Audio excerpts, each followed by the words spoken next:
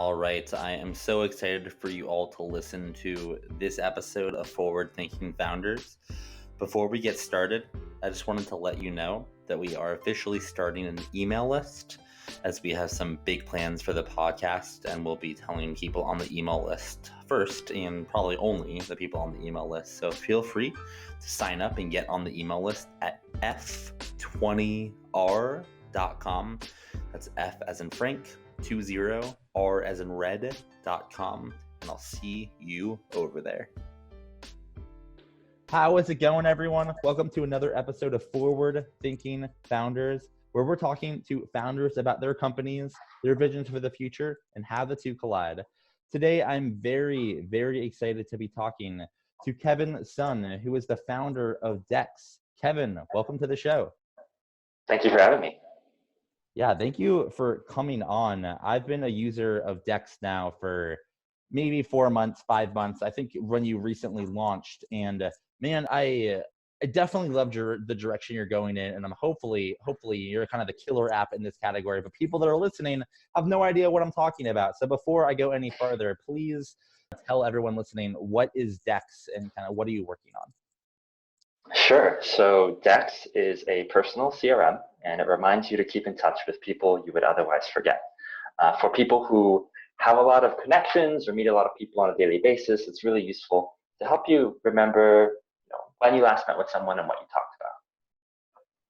All right, so your description of what Dex is simple, but it's so powerful because all we do in business and just in life is just meet with other people and have connections, but we're not very good at keeping track of all of them.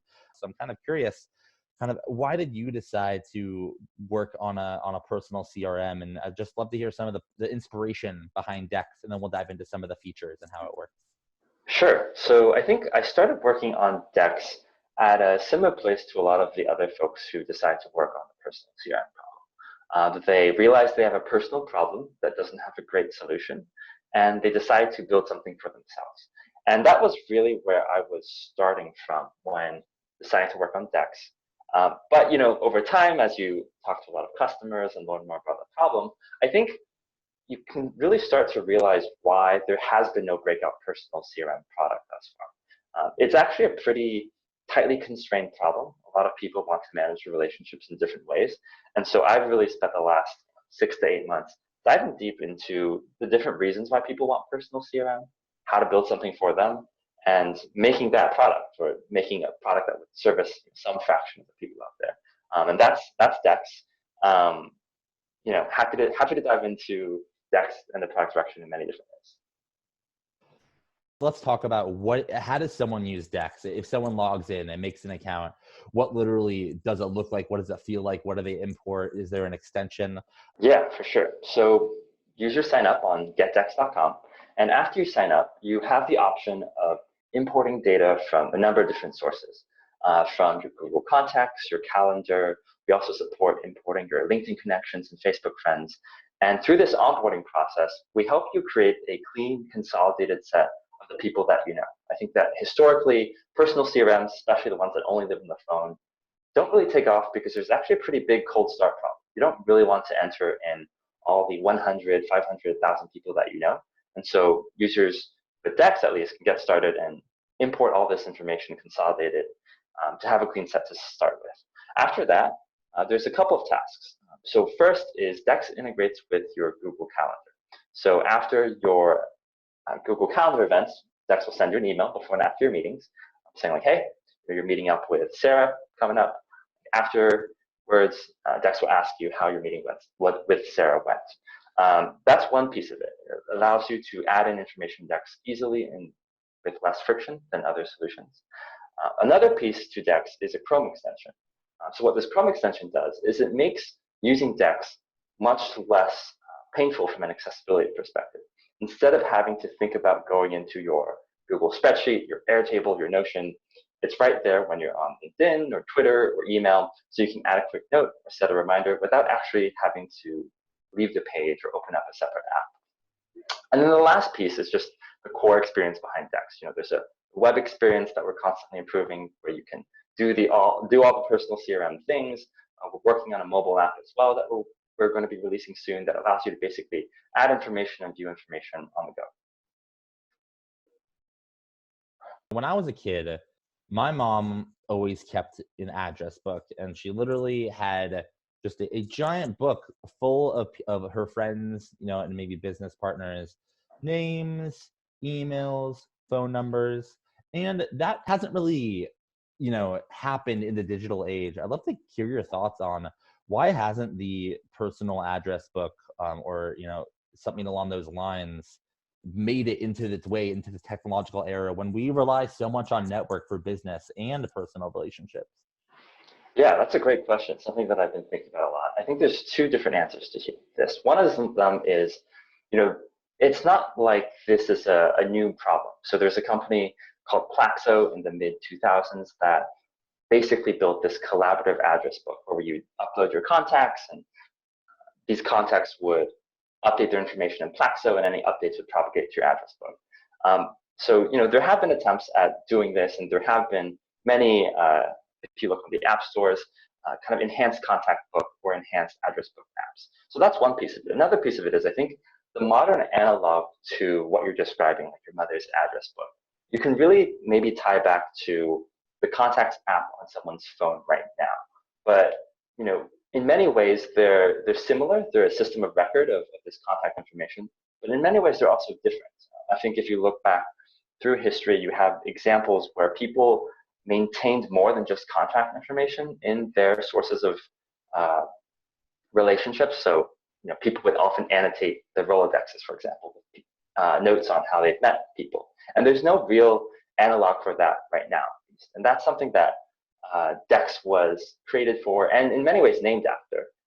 DEX is also meant to evoke Rolodex, which is something that you don't really see out in the wild anymore, but something that we're hoping we can reintroduce to mass consumption. How do you think about product development and knowing what to build? I'm sure your users are pulling you in all different directions, and there isn't kind of a roadmap for someone who has successfully done this before. So how do you think about knowing what to build next? Yeah, that's a great question. And this is something that I think about a lot. There's a couple of different things that I've been trying to keep top of mind at DEX. I think one of them is, you're absolutely right. Users have a bunch of different directions that they want to pull you in, lots of different feedback, and lots of different kind of base problems that they're solving. I think one of them that we're uncovering is, like, people really want just the power users in the world, for example, really want just something that's really powerful and really flexible. They want custom fields and keyboard shortcuts and something that's very web-centered. And then the more casual users want something that's a lot more mobile-centered and something that's a lot more, let's say, intuitive rather than powerful. And so balancing this particular dimension, balancing a bunch of other dimensions during this product development cycle is something that is quite tricky. For DEX, at least, we decided to focus on this power user demographic first, the same power user that would already use a tool like Notion or Superhuman or purchase LinkedIn Premium. And we're going after that kind of like, Silicon Valley professional demographic right now. So that has really helped narrow the scope of what our product development roadmap looks like.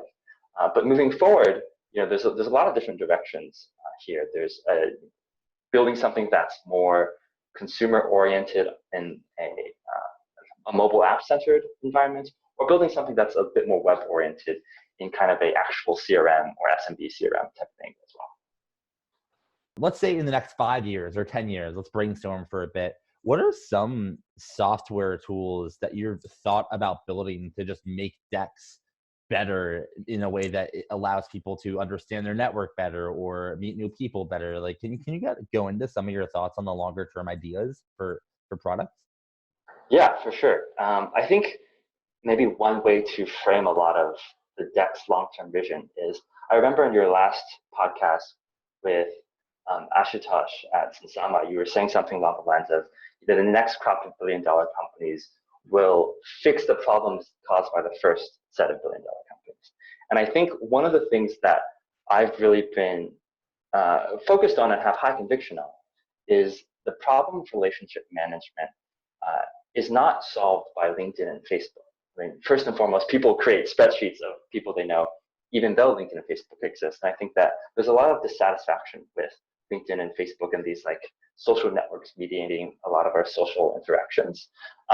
So one of the things that we try to do at Dex is negotiate this balance of giving users like this control and this satisfaction and this understanding about the relationships that they can't get anywhere else. And they can get this understanding because they actually take the time to write down what's important about the people that they care about. They take the time to make sure that they set a reminder to reach out. And they take the time to really map out and understand who matters to them. And I think that's something that is one of the high-level product goals of Dex, is build something that is intuitive and beautiful, but also like deeply, profoundly satisfying in a way that you can really only get by building a product focused on relationships. I want to ask a couple of self-indulgent questions as Go for it. I definitely struggle with relationship management, just like a lot of startup founders. I'm much better, I think, on the professional side than I am on just the personal friend acquaintance side. So I would love some thoughts, from you in general on how can I better kind of manage friendships and acquaintances in a way that allows me to not, for me, I feel like it's like all or nothing for a lot of people. Like you're either like all the time hanging out with friends or you're not at all. So how do you think about that? And, or is Dex mainly a tool for professional contacts and usually you should just use it for kind of professional networking stuff? Yeah, so let me start with the first question, which was like, if I have any tips on relationship management. I think one of the things that I'll point out, which is more just like an interesting point about self-awareness, is you mentioned that you feel like you're better with professional relationships than personal relationships. And I think this is also true for a lot of startup founders or for a lot of people who are professionals. And I think the reason why this is because professional relationships in many ways seem higher urgency, right? If you don't keep in touch, if you don't follow up, you'll actually lose something of very, very tangible, maybe economic value. And so you'll remember to put them in, if you're a salesperson in Salesforce, or if you're, a realtor or a lawyer and accountant, like in some sort of system already, because that's kind of your professional kind of foundation that you build your business on. But for a lot of more personal relationships, I think there's a lesser sense of urgency to actually take a note of when you last saw someone or what you talked about. And so that's something to just be mindful of in terms of like a habit formation perspective. Is, I think it's really easy to motivate yourself to like use a CRM when it comes to a prospective client. But when you actually want to, make sure you remember to follow up with a friend, like take the extra step and set the reminder. Right? And I think one of the big hypotheses around Dex is like, if we make this whole process easier and less annoying, then more people will do it. For your second question about professional and personal relationships, this is something that I get asked a lot. And the short answer is Dex is really for both types of relationships. It's for, people who you meet who you maybe meet in a professional context, maybe meet in a personal context, but you want to stay in touch with. And I think the delineating line here is not necessarily professional or personal, but rather, are these people who are like super close to you or not as close to you? Are they for your closest friends or are they for your acquaintances? And where Dex really shines is giving you that visibility and that extra nudge to stay warm with the acquaintances in your looser ties.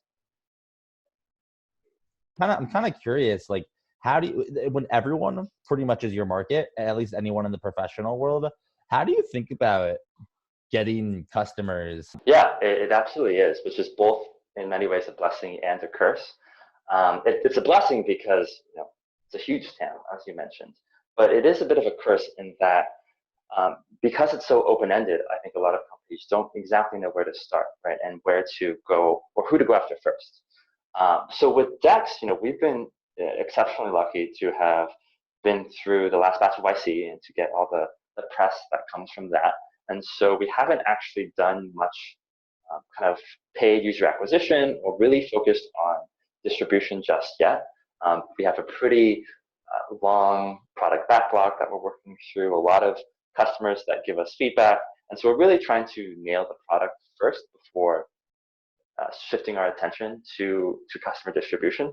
But I will say, generally, there are a lot of people working on this problem, and I've had the opportunity to meet a lot of them, and we all have a slightly different take on it. I think that it's an interesting time to be building products for the prosumer because of this trend that the VCs out there in Silicon Valley will tell you about, which is like this enterprisation of the consumer. Like now more than ever before, consumers are actually willing to spend money on software, whether it be like a password manager, Dropbox, a VPN. And so now is a very exciting time to be building software that has such mass market appeal. So that kind of brings me to the next question from what you said is, why are consumers willing to pay money for software? What happened between now and the last decade to enable that to happen? Yeah, that's a great question. I think the simplest answer is that the path has been forged by people ahead of us. And so this consumer behavior is no longer that unusual. So I think I mentioned Dropbox earlier, one of the kind of vanguard companies that has successfully, at least in some ways, monetized from consumer. But we've had companies come before us that have charged consumers and with varying degrees of success, but at least now in 2019, I think it is a bit more normal.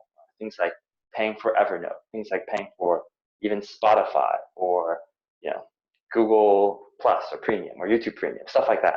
I think there's enough precedent out there now where paying for software like Dex or like Grammarly or like any kind of set of productivity tools that will really make you better at your job or a better student or more effective at whatever you want to do actually seems like a pretty reasonable proposition now, more so than before. I mean, I think we've always had people buy software, but having people buy software in this kind of monthly SaaS model and be really comfortable with that is a relatively new development.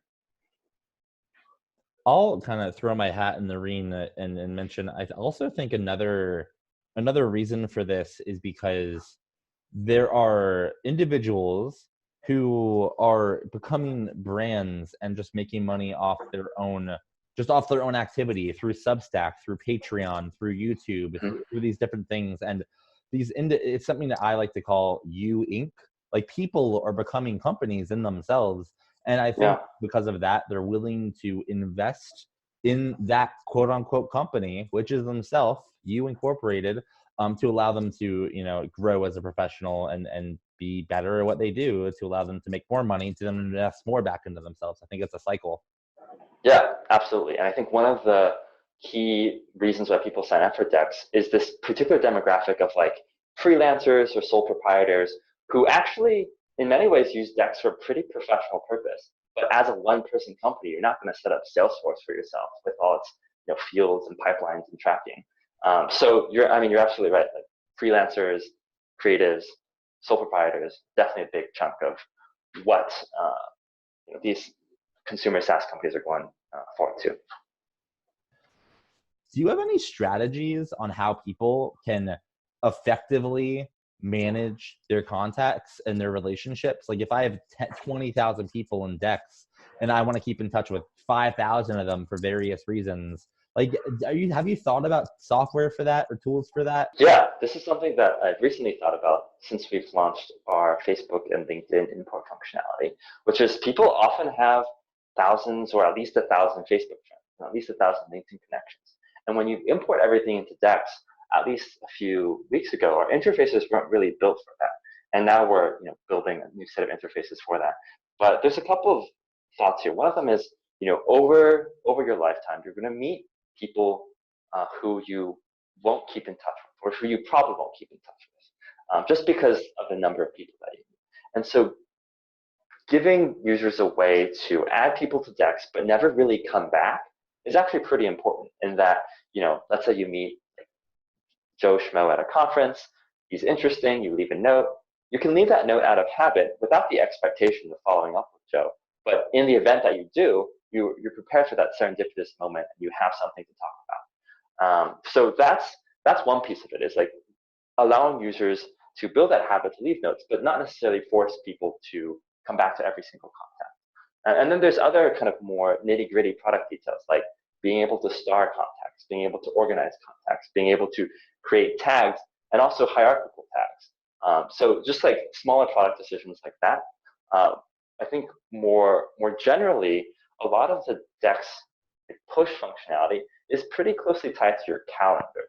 So that's one way that Dex tries to stay as relevant as possible, in that it surfaces and asks you about people who you're actually meeting with in like either that day or in that short term, right? And so that's something that we spend a lot of time thinking about, is how can we make sure that we're delivering something that's actually valuable and not noise when it comes to relationships. Because I think one of the biggest concerns that we've had is if you import everyone, there's actually still a lot of people you don't really care about.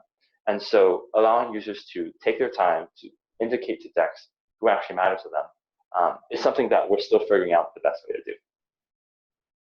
All right. So you did mention you went through YC. You're working on this product. You're growing pretty organically as of now. I'd love to hear, I mean, when you're not thinking about relationships and when you're not thinking about your company, which I'm sure isn't that often, but when you do get a second to ponder something else in the world, what do you spend your time thinking about? Whether it's a problem in the world or companies that you think are cool or people that you admire, what are some of your thoughts if I got a peek inside of your brain, when you're not thinking about Dex? Yeah, I'm a pretty logical person, so I'll break this down into a few areas. I think one piece that I spend a lot of time thinking about, and that's kind of related to work, but still occupies a good amount of time, is just product design and how to make things that actually feel good to use, both on a software level and both on a real world level. I try to be mindful of like, oh, this is actually a great product, and kind of unravel why I think X or Y is a great product. That's one thing I spend a lot of time thinking about. And another piece I spend a lot of time thinking about is just kind of how crazy a place Silicon Valley is sometimes. It is a place that is, extraordinarily unequal and in many ways dysfunctional, but it also is one of the most kind of extraordinary places to start a company and to be someone who's young and ambitious and reflect on how opportunity in many ways is so stratified here in Silicon Valley, especially in comparison to the rest of the country. Yeah.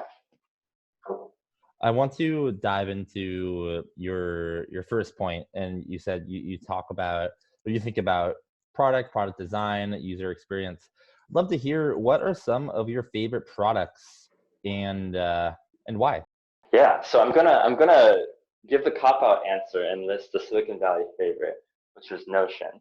I think Notion is great, and they're doing a really interesting job with user acquisition as well. Like, I'm not sure if you've noticed, but they've started doing like YouTube sponsorships and Facebook ads and paid acquisition. I think it'll be really interesting to witness how Notion transforms from like Silicon Valley niche tool to actually something in the mainstream.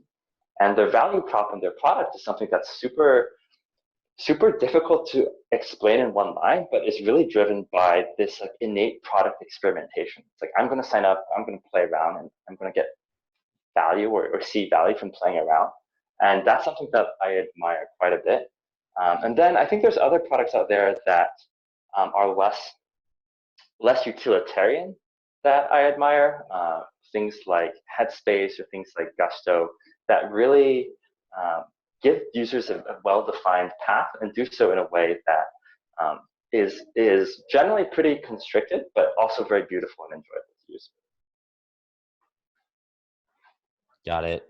Yeah, I will admit, when you said you were gonna give the classic Silicon Valley answer, I didn't immediately. I thought you were gonna actually say Superhuman, because I feel like I hear Superhuman all the time. But Notion is also definitely a favorite of Silicon Valley for sure. What a great software! I love Notion too. So, a couple more questions for you.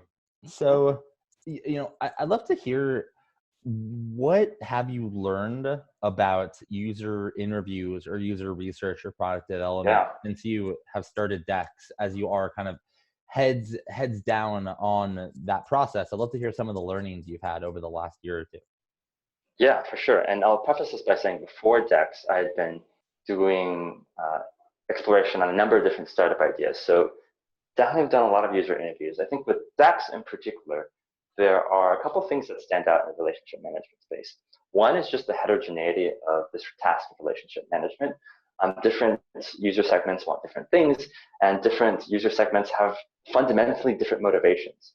So being able to pick a user segment to go after, in our case, that Silicon Valley professional, I think is extremely important. And focusing user interviews on that segment is also pretty important. I'll also add with user interviews, I think it's very easy. I think there's like the right way to do user interviews and the wrong way to do interviews, and this is like a pretty well-established thing. Things like ask open-ended questions and don't suggest too much, and make sure that you have are communicating to user, at least when you're doing prototyping, like how early things are. But I think that with user interviews, in the case of Dex and in the case of personal relationship management, fundamentally, a lot of people don't really know what they want when it comes to personal CRM. They come into the door feeling like they could be better at relationships, like yourself maybe, and certainly like myself when I started building a product, but that doesn't really mean they know what features they want. And so trying to have users explain to us during interviews, like, would you prefer option A or option B, or tell us about features that they want, is actually a pretty difficult process, and a process that often isn't super constructive. Now, on the flip side, there are some users who've actually thought about personal CM for a long time, who know exactly what they want, and I'm always happy to take that very concrete feedback. But I think the most common case, at least, is dealing with a lot of uncertainty with actual user preference here. I remember towards the end of YC, sitting down with one of the investors who reached out, and he straight up said to me, like, look, Kevin, you need to stay focused, just ignore all user product feedback and build the product that you want to see. And I'm not taking that advice 100%, but I am keeping in mind how I think for many companies, user feedback can be a distraction that causes a lot of thrash in the beginning, back and forth between product decision A and product decision B, or cause a lot of doubt that isn't necessarily productive at a super early stage when you're still trying to iron out who to go after. Well, I have one more question for you. It is a newer type of question that I ask on the podcast. I don't think any of the ones that have been aired so far, I don't think I've asked it in any of those. So my question to you is, what can the forward-thinking founders community kind of do to help you? Do you have an ask for the community, or do you have something that you are in need of that we could potentially help you out with? I would love to hear if you have anything in that category. Yeah, so in terms of asks, especially with other founders out there, always would love to sit down with other founders for like a user feedback session. Happy to help you think through how you manage relationships, be it with investors, your friends, your family, etc. And more concretely, that helps me understand where other founders are coming from, because founders are definitely the target audience for Dex. Well, Kevin, thank you so much for coming on to the podcast. I am a big fan of Dex and a big fan of kind of this category, and I'm looking forward to being your #1 power user for the next decade. So thank you for coming on. I appreciate it. You're very welcome. You're very welcome.